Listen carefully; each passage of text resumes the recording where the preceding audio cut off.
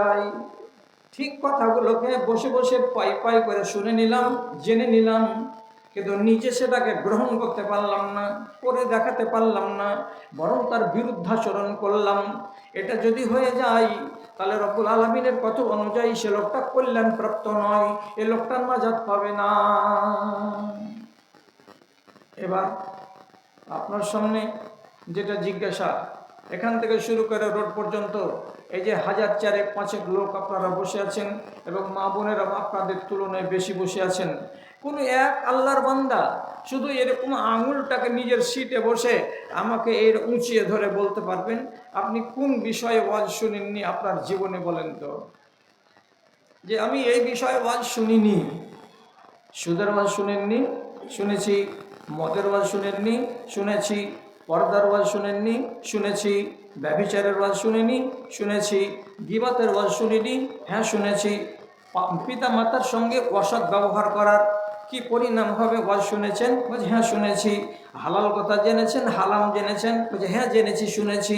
তাহলে আল্লাহর কসম, যেই মুসলমানেরাকে সারা বছরে 52টা জুমার খুতবা শুনতে হয়, যেই মুসলমানদেরকে 25 মিনিট করে প্রত্যেক শুক্রবারের দিন আধা ঘন্টা করে 25 মিনিট করে কোরআন হাদিসের বয়ান শুনতে হয়, তাহলে আপনি বলুন তো, আপনি যদি 40 বছর ধরে জুমার নামাজ পড়ে থাকেন তো কত কথা শুনেছেন, কত হাদিস শুনেছেন, কত হালাল শুনেছেন, কত হারাম শুনেছেন, কত জায়েজ শুনেছেন, কত না জায়েজ শুনেছেন?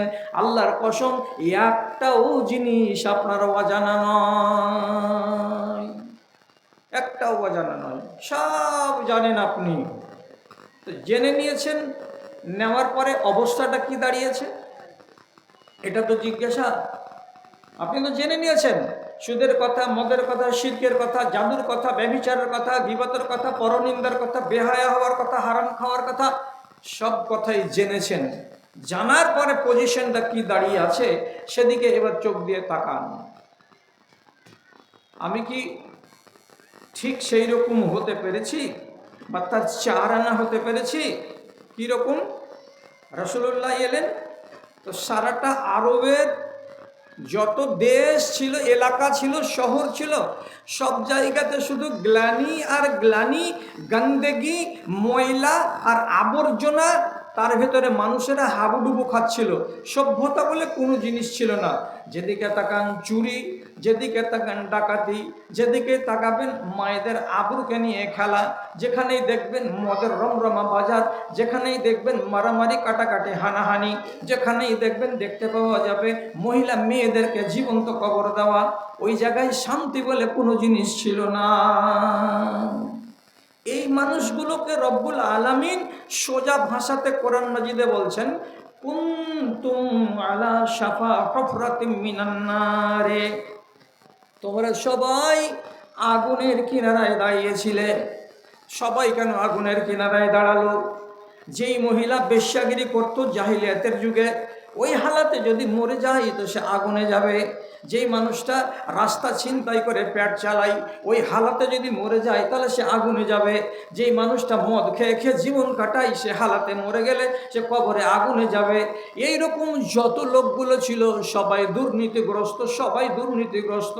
তার জন্য আল্লাহর কোরআন বলছে, তোমরা সব মানুষগুলো জাহান্নামের আগুনের কিনারায় দাঁড়িয়েছিলে। যদি 15টা দিন দেরি হয়ে যেত, যদি একটা মাস দেরি হয়ে যেত আর, তাহলে তোমরা তো সব দলে দলে জাহান্নামে যেতে। কিন্তু রব্বুল আলামিন তোমাদের উপরে দয়া করলেন, আর করার পরে তোমাদের মাঝে একটা নবী এনে দিলেন এবং নবীর সাথে একটা কিতাব দান করলেন। ওই কিতাবকে পড়ে পড়ে শুনিয়ে শুনিয়ে একটা একটা একটা একটা করে তোমাদের বজ্জ্বলনগুলোকে তিনি ঘুচিয়ে দিলেন, দিয়ে তোমাদের মনকে পরিষ্কার করলেন, তোমাদের গ্রামকে পরিষ্কার করলেন, তোমাদের সমাজকে পরিষ্কার করলেন, এবং তোমাদের মোট কথা যতগুলো তোমরা মানুষ দুর্নীতিতে ডুবেছিল, তোমাদের দুর্নীতিগুলোকে সমূলে উপড়ে ফেলে দিয়ে তোমাদের সভ্য নাগরিক বানালেন। এবারে এই লোকগুলো কি জাহান্নামের ইন্ধন হবে? বলছেন না, হবে না। তাহলে নবীজি 23 বছরের প্রচেষ্টায় সমাজ থেকে সুদকে ঝাঁটিয়ে বিদায় করে দিলেন। 23 বছরের প্রচেষ্টায় মদকে সমাজ থেকে ঝাঁটিয়ে বিদায় করে দিলেন। ব্যভিচার বিদায় হয়ে গেল, চুরি ছিনতাই বিদায় হয়ে গেল, নেশা বিদায় হয়ে গেল, গীবত বিদায় হয়ে গেল। যত রকমের দুর্নীতি ছিল আল্লাহ রাব্বুল আলামিনের নবী নিজের প্রচেষ্টায় সবকে দূরীভূত করে সমাজটাকে একেবারে পরিষ্কার পরিচ্ছন্ন করে দিলেন। একটাও চোর নেই, একটাও ডাকাত নেই, একটাও মদখোর নেই। মদের দোকানদার লাত মেরে সব চেয়ার টেবিলকে উল্টে ফেলে দিয়েছে। এখানে আর মদের দোকান লাগে না। কোনো একজন মানুষ কোনো রমণীর দিকে কুনজরে তাকাই না।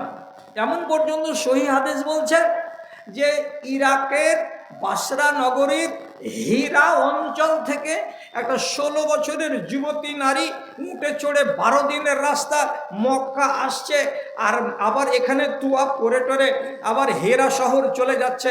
তার সাথে বাপ নাই, ভাই নাই, স্বামী নাই, কোনো বেটা ছেলে নাই, একাই আসছে আর একাই সফর করে চলে যাচ্ছে। তাকে ছেড়ছাড় করার মতো মানুষ নেই, তার দিকে কুনজর দিয়ে তাকাবার মতো মানুষ নেই, তার আবরুকে লুটে নিবে এইরকম একটা মানুষ নেই। তাহলে আল্লাহ পাকের নবী ওই সমাজটাকে কত পরিষ্কার করে দিয়েছিলেন আপনি এইবার আন্দাজ করুন। যে সমাজটা এত গান্দা ছিল, সেই গান্দার সমাজটাকে রাসূলুল্লাহকে পরিষ্কার করতে 23 বছর টাইম লাগলো। মানুষগুলো সব জান্নাতি। এখন আপনাকে আমি বলি, এখন আপনাকে বলছি সামনাসামনি কথা, এতে রাগ করার কিছু নেই। যদি মুসলমান গ্রামে মুসলমানদের 100টার ভেতরে 10টা লোক সরাসরি মদের গ্লাসে মুখ লাগাই, তাহলে সে জাহিলিয়াতকে ডেকে আনছে না আনে না জিজ্ঞাসা। আপনি শুধু মদটাকে ঢেলে খাওয়াকেই আপনি বলছেন নেশা সেবন করা। আপনি যদি বিড়ি সিগারেট কাজ পর্যন্ত ছাড়তে না পারে থাকেন, এটা 2 নম্বর নেশা। আপনি কি আল্লাহ রাব্বুল আলামিনের নবী যে সমাজটাকে পরিষ্কার করলেন, ওই পরিষ্কার সমাজে কি আপনি আবার ময়লা ঢুকাতে চেষ্টা করেননি? ভালো করে ভেবে জবাব দেবেন। আপনার বয়স 70 বছর, মরার টাইম চলে এসেছে, আজও খৈনি খাচ্ছেন, ওযুখানাতে গিয়ে বসে মুখ থেকে খৈনি বের করে বিসমিল্লাহ বলে ওযু করছেন। আপনাকে লজ্জা শরম আল্লাহ তাআলা দেয়নি যে হারাম খেয়ে হারাম সেবন করে আপনি মুসলিম সমাজকে কতটা কুলুষিত করেছেন?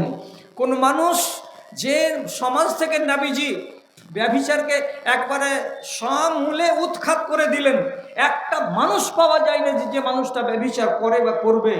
এত সহিহ হাদিস থাকার পরে আপনি আমার সাথে কি তর্ক করবেন? না তর্ক করে আপনি আপনাকে পেরে উঠতে পারবেন?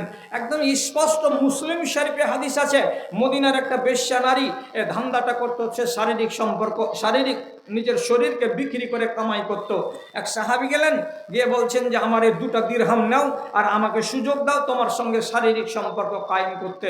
ইসলামের আলো 6টা চারিদিকে ছিটিয়ে গেছে।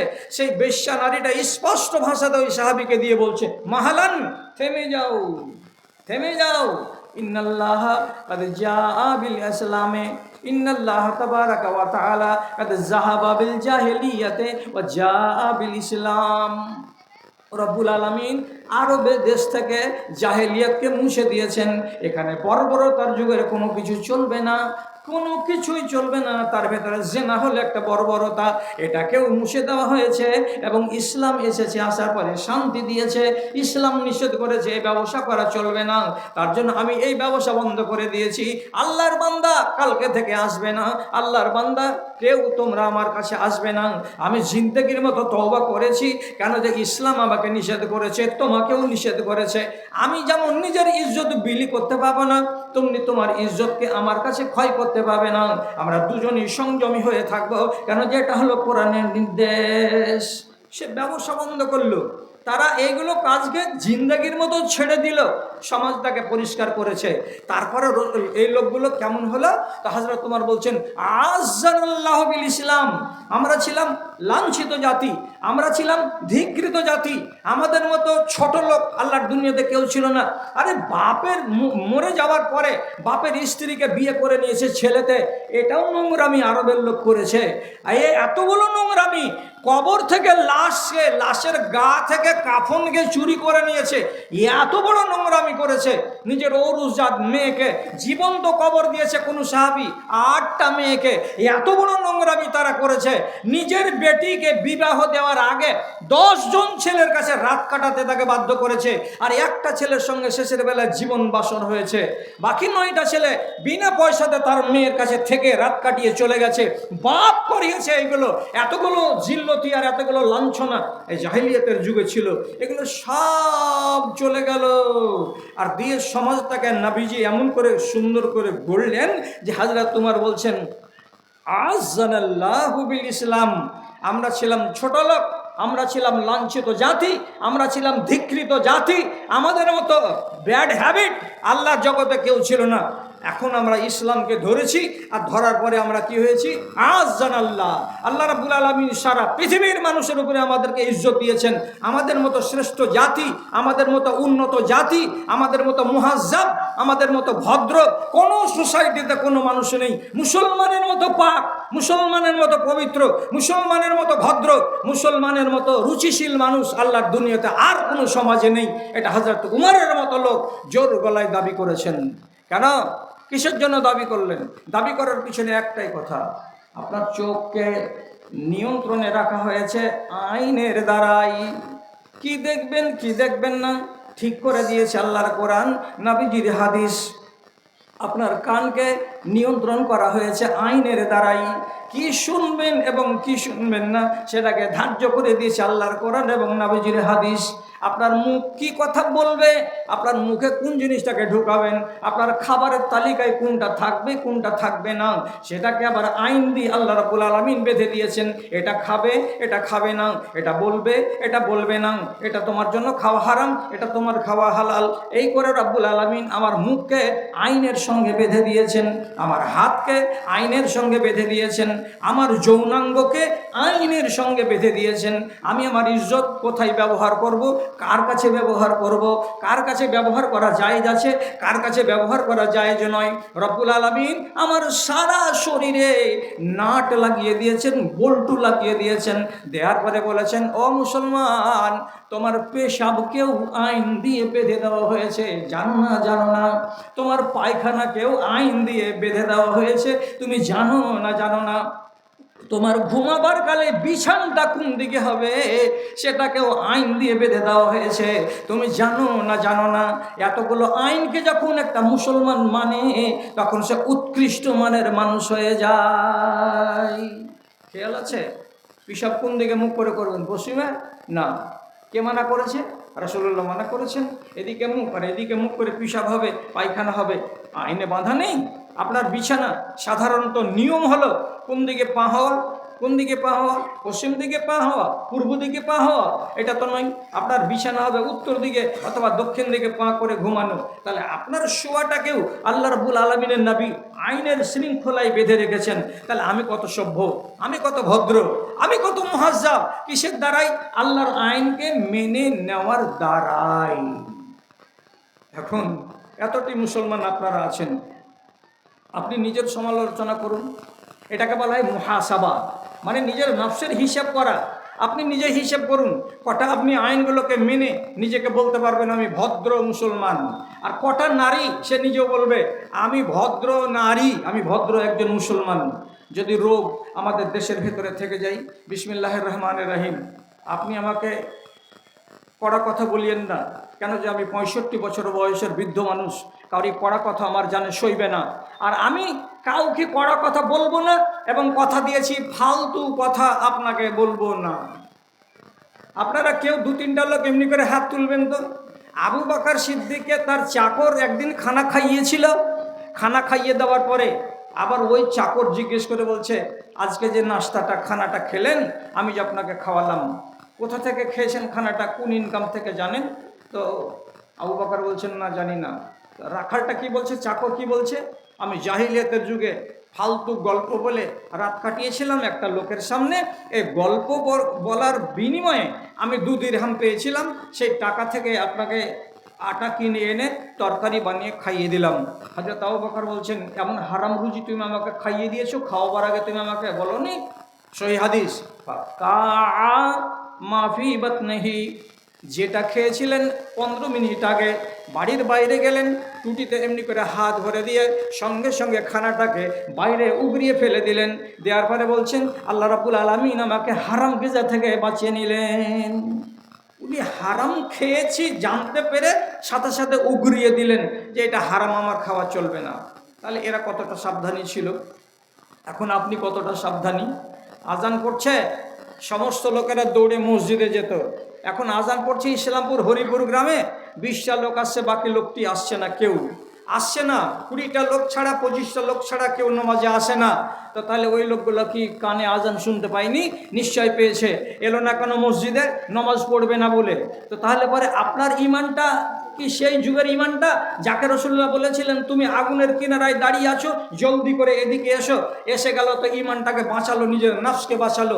আজ যদি এই সমাজে আমি দেখতে পাই যে 100টার ভেতরে 40টা লোক 50টা লোক নামাজ পড়ে না, তাহলে কি সেই সমাজটাকে আমি বলতে পারবো যে এরা সভ্য নাগরিক আর এই মুসলমানগুলো আদর্শ মানুষ? এরা তো জাহান্নামের লোকড়ি, এরা তো কাফির। কাফির।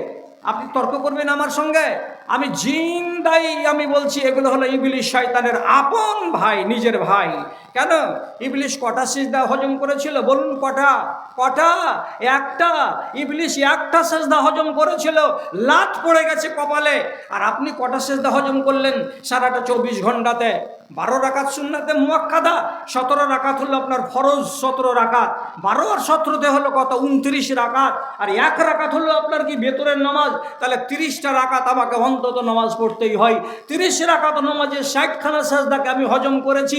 সে যদি একটা সাজদাকে হজম করে ও যদি শয়তান নাম পেয়ে যায়, তা আপনি 30টা রাকাতের 60খানা সাজদাকে হজম করে দিয়ে আপনাকে আব্দুল জব্বার ভাই আর আপনাকে আব্দুল সালাম ভাই, মুসলমান ভাই, মুমিন ভাই, আমার মতো লোক যদি বলে তা আমার মতো আহামক আল্লাহর দুনিয়াতে কেউ নাই। আপনি তো পাকা শয়তান, আপনার মতো লোকের জন্য জান্নাত নয়। স্পষ্ট কথা বলছি, তোমার ইচ্ছা হয় শোনো, আর না হয় মজলিস ছেড়ে চলে যাও। ও তো শয়তানের বাচ্চা, শয়তান। তাহলে আপনি সমাজটাকে ঠিক রেখেছেন? হ্যাঁ, ওই লোকগুলা কেমন ছিল যে আগুন থেকে বাঁচল, আর আপনি কেমন যে আগুনের দিকে দৌড়ে যাচ্ছেন সমাজটাকে নাপাক করার জন্য? আহারে, আপনার খানার হিসেব করেছেন, মাপ দিবেন, আমাকে মাপ দিবেন। রাসূলুল্লাহ বলেছেন একটা যুগ আসবে, ইয়াবিউ দীনাহুম বিআরাজিদ দীন। দুনিয়ার 3 পয়সার বদলে সে যুগের মানুষেরা নিজেদের ইমানকে বিক্রি করে দেবে। ভাববে না যে আমার ইমান থাকলো না গেল। 1000টা টাকা দিল কে? আসাদুদ্দিন ওয়াইসির দলের লোক। ভোটটা আমরাকে দিও, বদল করবো আমরা পশ্চিমবাংলায়। টাকা পকেটে ভরে ভোট দিব। তারপরে এলো তৃণমূলের লোক, ভোটটা দিও আমাদেরকে। তারপরে এলো কংগ্রেসের লোক, ভোটটা দিও আমাদেরকে। জয়টা দলের লোক এলো, তয়টার কাছে 1000, 1200, 500, 700 করে আপনি টাকা পকেটে ভরে নিলেন। ভোট কয়জনকে দিয়েছিলেন? একজনকে না 7 জনকে? 5 জনকে দিয়েছিলেন না একজনকে? যদি একজনকে দিয়ে থাকেন তো বাকি 4 জনের টাকাটা যে পকেটে ভরেছেন, জাহান্নামের কয়লা ভরে রেখেছেন পেটের ভেতরে, উগরাতে পারবেন কিয়ামতের দিন। আল্লাহর কসম খেয়ে বলছি, এই জিনিসটা আপনি হারাম খেয়েছেন। আর হারাম যারা খেয়ে মরবে তাদের কল্যাণ হবে না, হবে না, হবে না। আপনি ইমানকে বিক্রি করেছেন। রাসূলুল্লাহর হাদিস বলছে, চারানার বিনিময়ে, দুনিয়ার চারানার বিনিময়ে করবে কি? আখেরাতকে বিক্রি করে দেবে। যাবে তো যাক, আখেরাত যাক। ঘটনা শুনবেন, কুমেদপুরে হাট লাগে, গরু বছরের হাট। আমাদের এলাকারই লোক, কুমারগঞ্জ এলাকার লোক, গ্রামের নাম বলছি না। এতটি মুড়ি নিয়ে বসে আছে স্টেশনে, আর ট্রেন এলো, তখন ট্রেনে বসে গেল। 5 মিনিট পরে হরিশ্চন্দ্রপুর আস্তে আস্তে টিটি বলছে টিকিট দাও। তো বলছি টিকিট কাটতে পাইনি টিটি বাবু, দৌড়াতে দৌড়াতে এসে ট্রেন ধরেছি।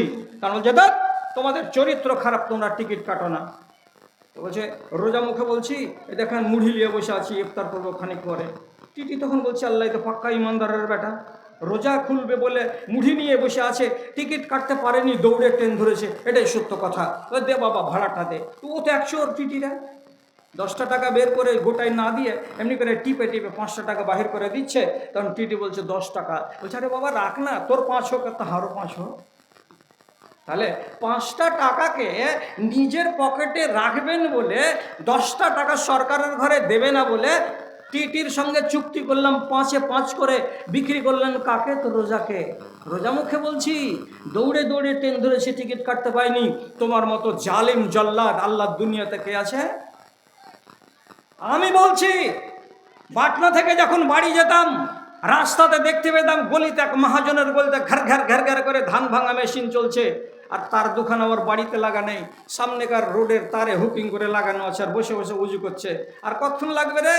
এই যে মোটামুটি ঘন্টা খানিক লাগবে। আজান শুরু করে দিলে মুল্লাজি। আরে বেঈমান মুল্লা, তোর গলিতে যে মেশিনটা চলছে তোর বাপের তারে চলছে? ইমান বিক্রি করা বেঈমান। রাসূলুল্লাহর হাদিস ঠিক না বে ঠিক? আপনি বলুন। যে যারা সামান্য দুনিয়ার বিনিময়ে আখিরাতকে বিক্রি করে দেবে, ইমানকে বেচে দিবে, সেই লোকের সংখ্যা বেশি। দাদারে রাগ করবেন না। এখন আলিয়া মাদ্রাসাগুলোতে আর হাই মাদ্রাসাগুলোতে ক্লাস 9-এ ছাত্র ছাত্রী বেশি ভর্তি হয়। ছাত্র 10টা হয় তো ছাত্রী 100টা হয়। ভর্তি করো ভর্তি করো ভর্তি করো, সব ভর্তি করে নিলাম। রেজিস্ট্রেশন করলো কোন রকম করে, পরীক্ষা দেওয়ার বেলা কয়টা? তো মাত্র 50টা। বাকিটি কোথায় গেলি তোরা রে? তো বলছে আমরা ভর্তি হয়েছি কিনা, আমরা টাকা দিয়েছি কিনা। তো তোরা ভর্তি কেন হলি? তো বলছে যে আমরা কন্যাশ্রী টাকা পাবো। আর কি ফর্মে লেখা আছে, আমার এখনো বিয়ে হয়নি, দু ছেলের মা ভর্তি হয়েছে, স্বামী আছে, বাচ্চা কাচ্চা আছে, ফর্মে লেখছে বিয়ে হয়নি, প্রধান লিখে দিচ্ছে আনম্যারেড কথাটা সরকারের ঘরে যাচ্ছে, আর দু ছেলের মায়ের নামে 6 মাসের মাথায় 25,000 টাকা আসছে। বাপ আর মা খালি খুশিতে খিরখিন করে বেড়েছে, 25,000 টাকা মেরে দিয়েছে, এখন মচ্চর খাবো। খা, কত জাহান্নামে জ্বলতে পারবি আর আগুনকে গিলতে পারবি। দুনিয়াকে বিক্রি, আখিরাতকে বিক্রি করলি কিসের বদলে? তো দুনিয়ার বদলে। এরকম মানুষগুলো দুনিয়ার আংনাতে বাড়িতে ঘরে ঘরে পাড়ায় ঘুরে বেড়াবে, আপনি ঘুমতে পারবেন না। ভাইরে রাগ করছেন আপনি? আল্লাহ পাকের আল্লাহ রাব্বুল আলামিন কোরআন মাজিদের ভেতরে বলছেন, লাউ ইউআখিযুল্লাহুন নাসা বিজুলমিহিম। আল্লাহ রাব্বুল আলামিন তোমাদের বদচরিত্রের কারণে যদি তোমাদের পাকড়াও করেন, তাহলে একটাও লোক তোমরা বাঁচবে না, সব চলে যাবে রসদ তলে। এবং তোমাদের দেশের গরু বাছুর ছাগল ভেড়াগুলো সব মরে যাবে, একটাও বাঁচবে না।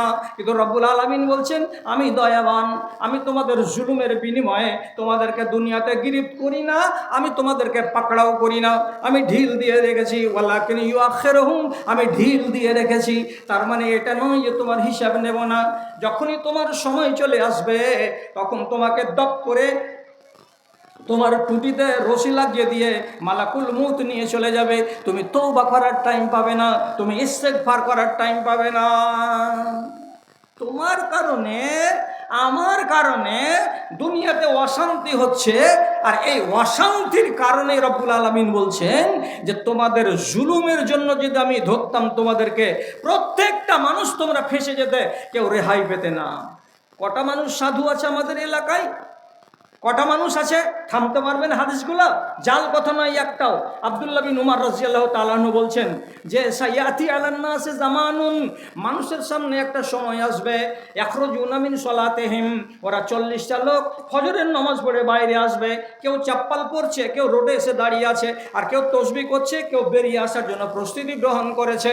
আপনি দেখবেন এটা ফজরের টাইমে 50টা লোক বেরিয়ে এলো, আলহামদুলিল্লাহ মাশাআল্লাহ, লোকটি নামাজি, লোকটি বড় দিনদার। কিন্তু হযরত উমর বলছেন, আল্লাহর কসম, এই 50টা লোকের ফজরের টাইমে নামাজ পড়া দেখে হরগিজ তুমি ভ্রমে পড়ে যেও না, এরা একটাও মুমিন নয়, এরা একটাও মুমিন নয়, এরা একটাও মুমিন নয়।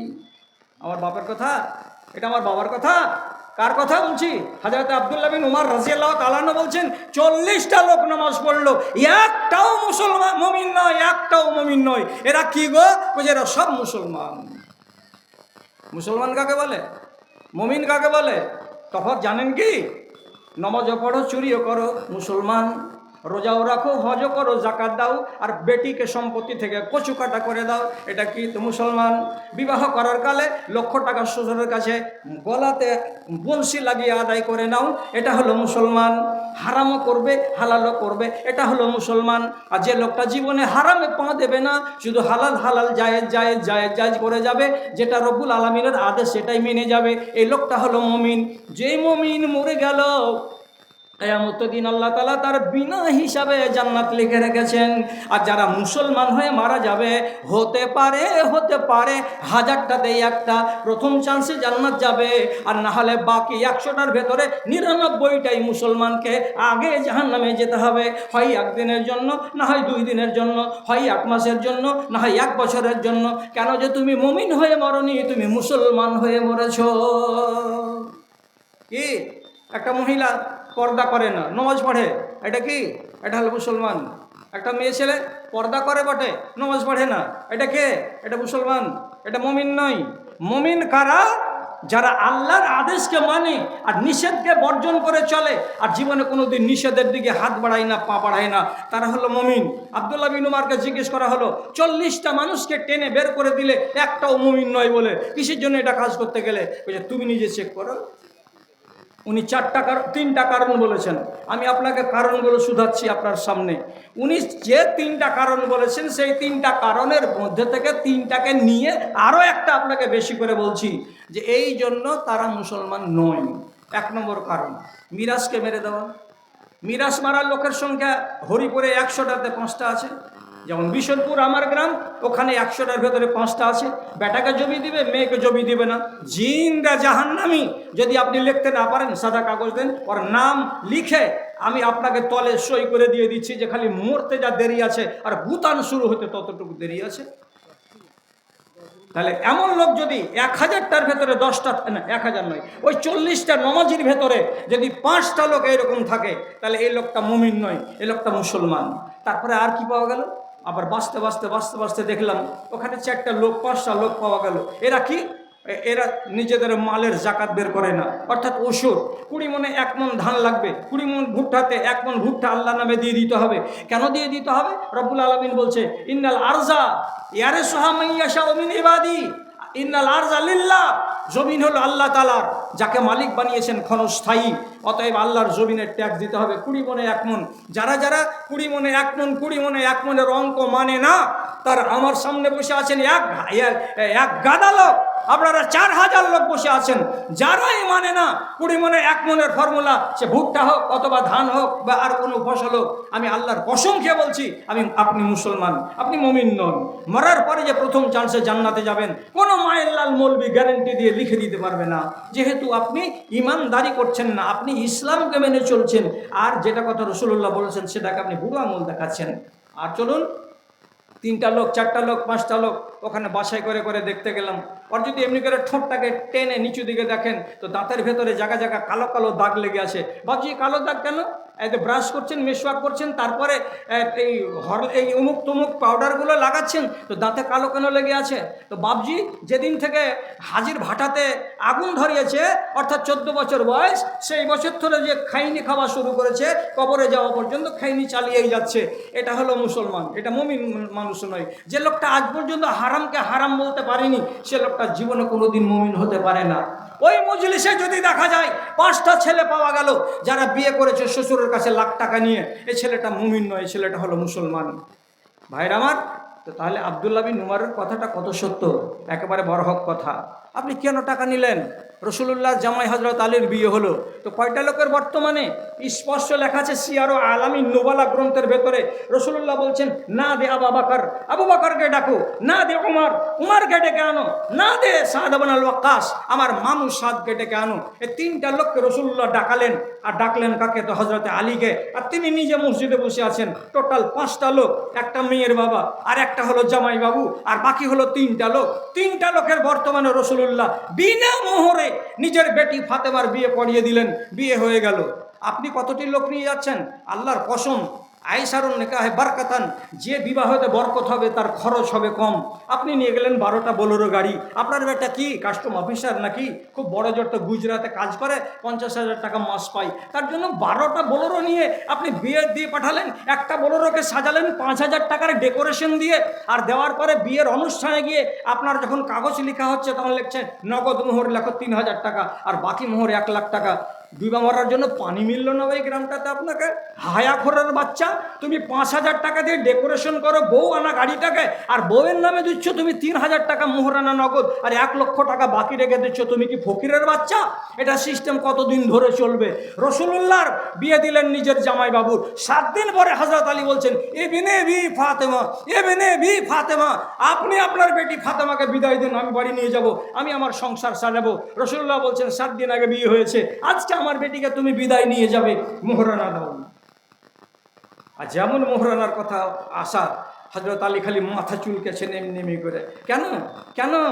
যেদিন তিনার বয়স ছিল 8 বছর, সেদিন আবু তালেবের কাছ থেকে রসুল্লাহ চেয়ে নিয়েছিলেন আলীকে, আপনি গরিব মানুষ সামলাতে পারবেন না, আপনি আমাকে আলীকে দিয়ে দেন, আমি খরচ চালাবো, জুতা স্যান্ডেল চপ্পল লুঙ্গি পাজামা যা লাগে আমি তাই দেবো।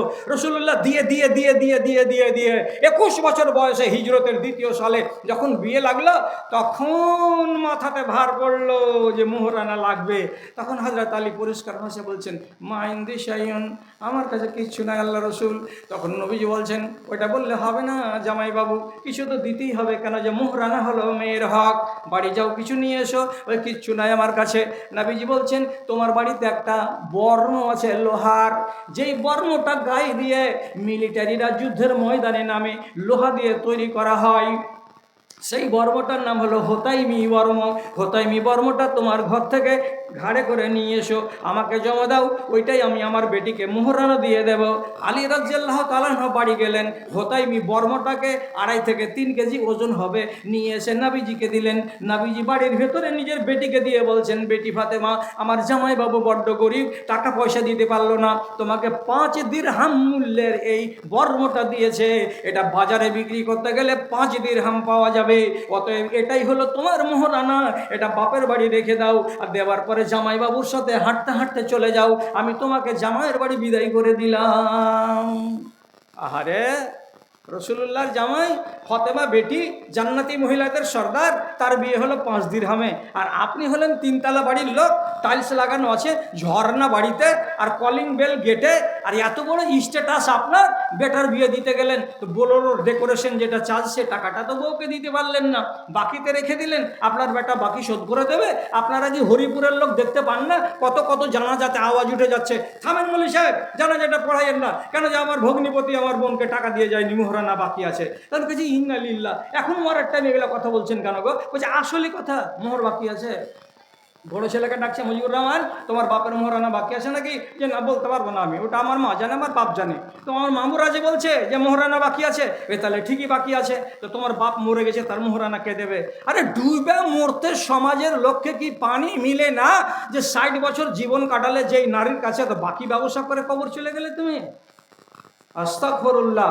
তোমার স্ত্রী ছিল, তাকে মোহরানা দিলে না কেন? কেন না দিয়ে তুমি চলে যাচ্ছ কবরে, কিসের জন্য? তাহলে আমি বলছিলাম যে রাসূলুল্লাহ যে কথাটা বললেন যে আমি সমাজটাকে পরিষ্কার করে দিলাম 23 বছরে, দিয়ে কেমন করলাম? তো রাসূলুল্লাহ বলছেন, তারাকতুকুম আলাল মাহাজ্জাতিল বাইজা লাইলুহা কানহারিহা লা ইউজিগু ইল্লা হালিকুম। ওরে, আমি তোমাদের সামনে ইসলামটাকে একেবারে দিনের মতো ঝকঝকে আলোর মতো করে রেখে দিয়ে গেলাম, তোমাদের সামনে রাস্তাটাতে কোনো অন্ধকার রইল না, তোমরা জীবনে কোনো দিন এদিকে ওদিকে হবে না, পথভ্রষ্ট হবে না, আমি উজ্জ্বল রাস্তা তোমাদের সামনে বানিয়ে দিয়ে গেলাম। যারা যারা এই উজ্জ্বল রাস্তা থেকে ডানে যাবে আর বামে যাবে, ওই লোকটাই গুমরা হবে, আর যে লোকটা ইসলামের রাস্তা থেকে সরে যাবে ও হবে হালাক হনেওয়ালা, মানে বরবাদ হনেওয়ালা। ইসলামের রাস্তা থেকে সরে গেলে তুমি হালাক হয়ে যাবে। এখন এটা কি ইসলামের রাস্তা? মোহর বাকি রেখে মরে যাওয়া ইসলামের রাস্তা? যতটুকু যোগ্যতা ততটুকু অনুযায়ী মোহরানা ধার্য না করা, এটা ইসলামী রাস্তা? সরকারের কারেন্টকে অবৈধভাবে ব্যবহার করা, এটা ইসলামী রাস্তা? আপনি এখন বর্তমান জমানাতে আপনাদের মেয়েগুলোকে বন্ধন ব্যাংকে বাকি লোন তুলাচ্ছেন, আর লোন তুলিয়ে আপনারা লোনে বাড়িগুলোকে খিতখিতে করে ভর্তি করে দিয়েছেন, এটা ইসলামের রাস্তা? আজ পর্যন্ত আমাদের দেশে খৈনি বিক্রি হয় মুসলমানের দোকানে, আমাদের মুসলমানের দোকানে গুটকা তিরাঙ্গা বিক্রি হয়, আর আমাদের মুসলমানদের দোকানে এখন বলবান সব খাইনি বিক্রি হয়, কিনে টাকে তো মুসলমানের বাচ্চারা। এটা কি সেই ইসলাম যে ইসলাম রাসূলুল্লাহ আমাদেরকে দিয়ে গেছেন? এটা কি সেই রাস্তা যে রাস্তার কথা নবীজি আমাকে বলে দিয়ে গেলেন? আপনি বলুন এই কথাটা, আমাদের দেশের মহিলারা যদি বরযাত্রীতে 25টা করে মেয়ে যায়, তো রাসূলুল্লাহর জামানাতে কয়টা মেয়ে ছেলে গেছিল বরযাত্রী? আপনারা একটা কোনো হাদিসের কিতাব থেকে আমাকে প্রমাণ করে দেন যে নারীর মাথায় আজ পর্যন্ত কাপড় উঠলো না, সে নারী যদি বলে যে আমি মহিলা মেয়ে ছেলে, কসম আল্লাহর, মাথাকে ঠুকে ভেঙে ফেলে দিতে গেল। তুমি একজন মুসলমান মেয়ে ছেলে, কেন যে কলেমা পড়েছো, তুমি মরার পরে কল্যাণ পাবে না। কেন যে 1 নম্বর জিনিস যেটা তোমার কাছে, তোমার পর্দা, তুমি পর্দাটাকে গর্দা উড়িয়ে রেখে দিয়েছো। এটা কি রাসূলুল্লাহর ওই দিন যেই দিন তিনি ছেড়ে গেলেন আর বললেন আমি তোমাদের সাপ রাস্তাতে ছেড়ে দিয়ে গেলাম? আল্লাহর কসম খেয়ে বলছি, রব্বুল আলামিন বলছেন তোমাদের জুলুম দেখে দেখে দেখে দেখে আমি আল্লাহ, আমার মনটা পাকছে, কিন্তু আমি বদলা নিতে চাই না। যদি বদলা নিই তো তোমাদের প্রত্যেকটা মানুষ গায়রত হয়ে যাবে। কেউ বেপর্দা তার জন্য, কোনো মেয়ে ছেলে পালিয়ে বিয়ে করেছে তার জন্য, কোনো ছেলে নিজের স্ত্রীকে মোহরানা না দিয়ে মরে যাচ্ছে তার জন্য, কোনো মানুষ নামাজ পড়ে না তার জন্য, কোনো মানুষ সুদকে হালাল করে রেখেছে তার জন্য, কোনো মানুষ আল্লাহ রাব্বুল আলামিনের আইনকে বুড়ো আঙুল দেখেছে তার জন্য। এইভাবে প্রত্যেকটা মানুষ অপরাধের সঙ্গে জড়িয়ে আছে। আর এইভাবে যদি জড়িয়ে থাকে তাহলে পরে মরে গেলে সে লোকটা কল্যাণ পাবে না। তারই জন্য রাসূলুল্লাহ বলছেন কথাটা, আল্লাহ তাআলা বলছেন কথাটা, যে যদি আমি বদলা নিই তাহলে তোমরা একটাও লোক রেহাই পাবে না, সমস্ত লোক চলে যাবে রসাতলে। কিন্তু আল্লাহ তাআলা বদলা নেন না। অপরদিকে কাঁদছে কারা? অন্যদিকে কাঁদছে কারা? অন্যদিকে কাঁদছে কারা? তো বলছে অন্যদিকে কাঁদছে প্রাণীরা। প্রাণীরা কাঁদছে মানে কি? ইমাম আহমদ রহমাতুল্লাহ আলাইহি কিতাবুজ জোহদের ভেতরে লিখেছেন, আব্দুল্লাহ বিন মাসউদ রাদিয়াল্লাহু তাআলা আনহু বলছেন, খাতিয়াত ইবনে আদামা কাতালাতিল জুউল, বানি আদমের গুনাহ। এখান থেকে নয়, এই চাদরওয়ালা ওদিক থেকে, এটা তো হাতের মাথায় আছে, এখানে শুরু করে চল যাও, এদিক দিয়ে চল।